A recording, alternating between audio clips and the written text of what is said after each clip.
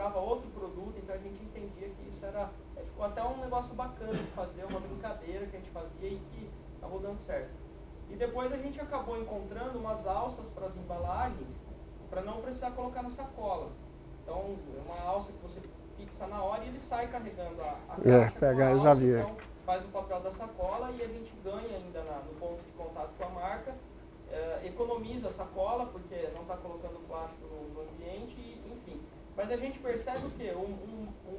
A empresa ainda ela tem um mau comportamento, porque ela não absorveu no DNA dela essa questão da sustentabilidade. Né? Então, eu vejo a mesma coisa, por exemplo, com a questão da qualidade. Você tem um departamento de qualidade que faz porque é obrigado, ele não é um bom departamento de qualidade. Ele faz porque ele entende que aquilo faz parte do sucesso do produto como um todo, do processo, e não que ele tem que fazer. Então, eu vejo essa questão da sustentabilidade muito dessa forma, é você incorporar isso na respiração da empresa, conseguir fazer com que isso vagarosamente, ou, enfim, possa ir acontecendo e aparecendo. Flua naturalmente. Então, só que o consumidor eu vejo que tem um papel muito grande em relação a isso. Não só o governo para cobrar, não só a empresa para ter consciência de fazer. Hoje a gente está muito naquela, nós temos que, por exemplo, por que isso tem que ser usado como estratégia de marketing? Isso é uma obrigação. A gente até estava discutindo agora aqui, depois eu fiquei pensando, a gente estava vendo nos tablets aqui, nos telefones, tudo, a questão do Wii lá atrás do tablet, tudo. Por exemplo, eu até comentei com o Carlos, falei, pô, eu nunca vi a Apple fazer uma ação de sustentabilidade, nem nos sites deles, nem na caixa do produto. Pode ser que exista, eu nunca vi. Mas por quê? Porque de repente isso é uma obrigação. Não é algo que você vai usar, nossa, eu vou fazer um marketing em cima disso. Isso é uma obrigação sua. De repente não é uma ação passível de você fazer nenhuma, de você colocar como uma estratégia de marketing ou uma estratégia de vender o seu produto, entendeu? Então, eu acho que essa questão da sustentabilidade, eu vejo que a gente tem que vê-la de uma forma natural. Como se fala em qualidade, como se fala em atendimento ao cliente, né? Tem que ser tudo muito natural, senão o pouquinho que você faz, nossa, isso é marketing, eu vou usar, né? Entendeu? Um negócio meio assim, tudo atrelado a você promover, a você fixar, e não é bem assim, né? De repente isso é uma ação. Então, eu acho que o consumidor tem um papel importante nisso. Ele tem que se conscientizar que isso é necessário e até mudar a postura dele de cobrança, de posicionamento em relação às marcas, de uma série de coisas nesse sentido. Eu concordo inteiramente com tudo que você falou. E, assim, pegar esse ponto que você está dizendo agora. Eu, em tudo, como um princípio de vida, eu acho que tenho convicção que quando alguma coisa é feita com convicção, com consciência, o resultado é muito melhor. Como você falou, vale para a qualidade, vale para a sustentabilidade. O resultado é melhor, né? Você usou uma expressão que eu gosto também, que faz parte do DNA. Inclusive, num dos treinamentos, eu me lembro, o Carlos estava, o Raposo estava também, acho que da sala só os dois. Em que nós falamos, foi o segundo, sobre estratégia competitiva, que a gente pôs assim, se a empresa, além de querer adequar o produto piloto, se ela está querendo trazer a ideia de sustentabilidade como um princípio da sua estratégia. E a gente também se oferece a auxiliar nisso aí, pelas razões que o Rafael colocou. Agora, uma coisa é uma coisa, outra coisa é outra coisa. No seguinte sentido, uma coisa que é errada é a gente fazer algo com finalidade puramente marqueteira. Ela não se sustenta. Às vezes a coisa reverte. Uma outra coisa é a gente aproveitar uma oportunidade e usar aquilo a nosso favor. Nesse sentido, até auxilia a própria questão da sustentabilidade. Porque se aquilo traz um retorno, as outras empresas vão também, né, buscar esse mesmo caminho. Quer dizer, esse processo de conscientização do mercado, ele se potencializa. Mas eu concordo inteiramente que tem que ser realmente com fundamento, entender o porquê, né? E tem muitas vantagens, se a gente parar para pensar, muitas vantagens de uma empresa buscar esse caminho da sustentabilidade. Muitas vantagens, tá? Pro próprio negócio. Essas coisas caminham juntos, sustentabilidade ambiental e sustentabilidade do negócio, né? Por último, A hora que o Rafael falou, me lembrei de um case que eu vi da Motorola, em que ela mostra uma caixa de um celular que era desse tamanho e pesava, por exemplo, 1,5 kg, ela reduziu para um tamanho muito menor e para 700 gramas. E uma das coisas que ela fez foi pegar aquele manual do usuário, grande, grosso, que ninguém lê, e deixar em PDF no site. E colocar uma folha com as instruções básicas, daquilo que realmente o usuário normalmente lê. Então são pequenas ideias que, quando usadas de uma forma inteligente, a somatória delas dá um resultado muito grande. É uma pequena ação aqui, outra ação ali, a coisa vai, né, causando um resultado final muito mais forte, tá? Bom, então vamos lá, estamos falando da embalagem, né? Isso que a Marcela falou é interessante. Quer dizer, o cliente, ele não gostaria de pagar pela embalagem, né? Mas ele está pagando. Então, como que a gente pode trabalhar isso, né? E a questão de serviço de apoio, né, de garantia. Por exemplo, ainda nessa linha, pequenas ideias que podem começar a ser feitas.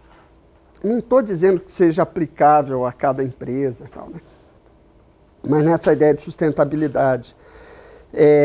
Por exemplo, toda vez que a gente compra um computador, tem um cabo de força, que é exatamente igual a do computador anterior e do outro, e do outro, e do outro, e do outro, né? Quem sabe um dia a gente vá, por exemplo, você quer o equipamento com ou sem cabo de energia? É um exemplo, né? Um pequeno diferencial que a gente vai incorporando essas ideias. O Ishikawa, aquele do... Não, desculpa, o Ishikawa, isso. O Ishikawa, aquele do diagrama espinha de peixe, da qualidade, ele falava algo semelhante em relação à garantia, né? Que é uma coisa que hoje em algumas lojas fazem isso, uma garantia estendida, opcional. Então também é uma questão que pode ser pensado, a garantia como um elemento do produto, né? Que você pode, por exemplo, colocar como um item opcional, né? São estratégias comerciais aí, cada empresa que vê o que é melhor, né? Falamos do design, né? O conceito de design hoje ele é bem mais abrangente. O design hoje ele é colocado numa categoria muito alta que engloba tudo. O design como sendo assim, uma função do produto que inclui não só a aparência visual, mas todos os aspectos ergonômicos, de funcionalidade, né? Mas tem esse aspecto também da aparência, né, como o Raposo comentou, que é uma coisa que nós, né, podemos aproveitar também. Né, aquela aparência mais modernosa, aquela coisa, né, mais inovadora, dá você falou assim, dá aquele impacto visual interessante. Aí a pessoa ainda faz cara de entendida, esse produto é melhor. É melhor por quê? Bom, resumindo,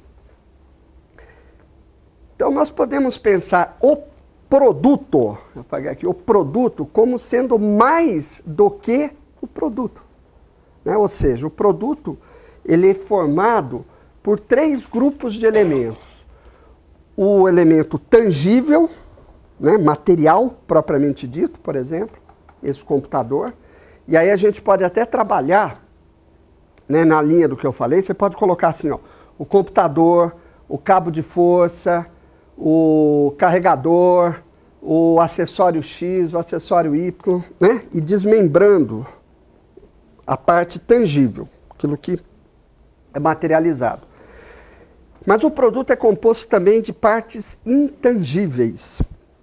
Então, serviços associados, desde serviço de manutenção, helpdesk, treinamento, orientações, uma série de serviços que podem ser agregados. Informações, não é? Nós falamos, a informação ela pode ser no manual do usuário, mas pode estar no site da empresa também, pode estar no qualquer rede social, né? Pensar isso aí, né? A marca, que que nós falamos, e os elementos de apoio, que são a embalagem, né? E instalações, que no caso aqui dos equipamentos de vocês, eu acho que nenhum se aplica. A instalação aqui é a instalação física. Por exemplo, caso de um hotel, caso de um restaurante, né? O produto compõe o produto, a instalação, né? Eu vou lá no restaurante, sento na mesa, vou no hotel, vou no quarto, então são as instalações do local, né? Então, no caso de vocês, esse item não é muito usual de ter, ok? Então, qual que é a nossa próxima atividade, tá? Que é a atividade 3. É fazer uma taxonomia do produto, ou seja, dissecar o produto. Começar a olhar o nosso produto com tudo que ele tem e com tudo que ele poderia ter.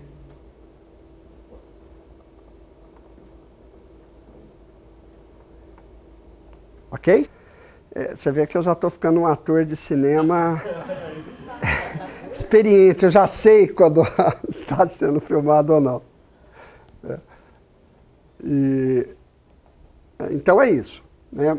O equipamento propriamente dito, né? Vale a pena começar a identificar, né, essas partes do equipamento e se existe, como eu falei, alguma função nova que possa ser agregado. Se vai ou não, é uma decisão a posteriori. Agora nós temos que pensar, identificar, né? O pensamento criativo, ele tem que ter essa ordem. Primeiro você pensa todas as alternativas, sem se preocupar muito se aquilo é viável, é factível, é aplicável, é adequado. No primeiro momento você não precisa pensar nisso, só põe. Ó, tem isso, tem isso, tem isso, lista, né?